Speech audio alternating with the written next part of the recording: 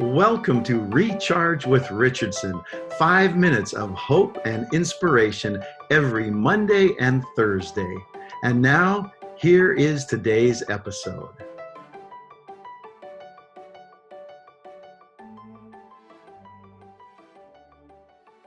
So today we're going to talk about a somewhat funny but also really amazing story found in First Chronicles. And we're gonna title this today When God Says No You. Whenever we try to do something, God's like, no, how about I do it to you? And this is, I think, a really beautiful quick glimpse into how God views us and how he views our betterment and where we are in that process today. Okay. So we're going to read some verses to kind of set up the context, and then we're going to skip a few verses to go to how God responds. All right, we're jumping into 1 Chronicles chapter 17, and we're going to read verses 1 through 5 together. Let me read them right now. Now when David lived in his house, David said to Nathan the prophet, "Behold, I dwell in a house of cedar, but the ark of the covenant of the Lord is under a tent." And Nathan said to David, "Do all that is in your heart, for God is with you." But that same night the word of the Lord came to Nathan.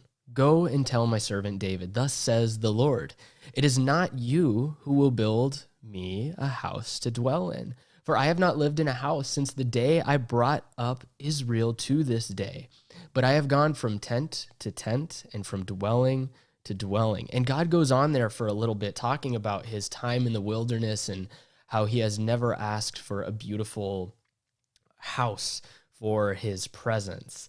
And, you know, when we read this, it makes a lot of sense, right? And I think it really shows the character of David here, that he sees that he, a human king who is being blessed by a really powerful God, is in a place much nicer than the God he worships temple is.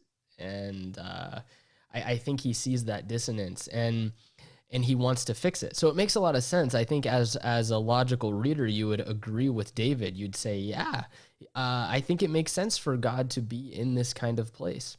So I want to encourage you at another time to go back to that chapter and read the whole thing that God says there. But for now, I just want to jump to verse 10.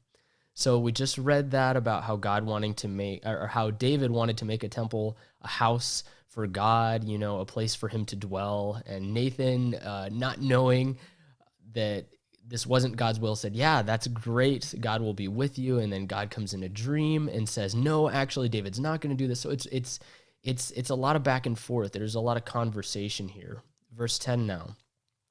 "From the time that I appointed," this is continuing the sentence from before in verse 9, "violent men shall waste them no more." God is saying he's going to plant his people. "From the time that I appointed judges over the people of Israel, and I will subdue all of your enemies." And then this is the punchline. This is beautiful. God says, "Moreover, I declare to you that the Lord will build you a house." So David is going out of his way to try to make the Lord a house to dwell in, and the Lord's like, "No, you. How about I'm going to build you a house?" And you see the irony here.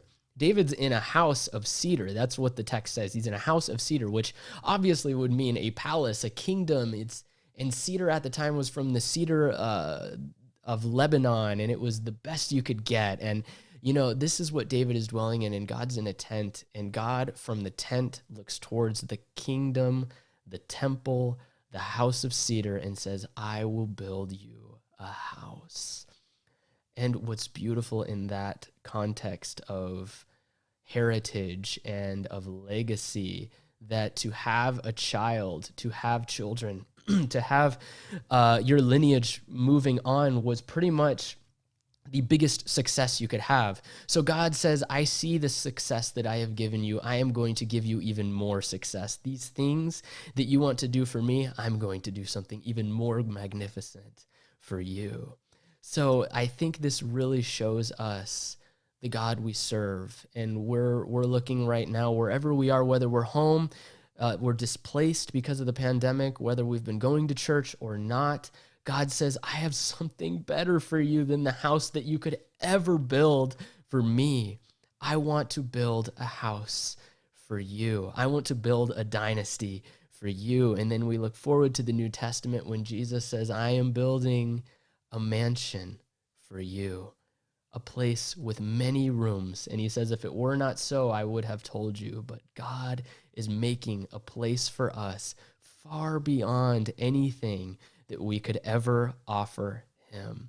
So the best that we have, we can put it in God's hands, because anything good we could do, he will turn around and build something even more beautiful for us for his glory.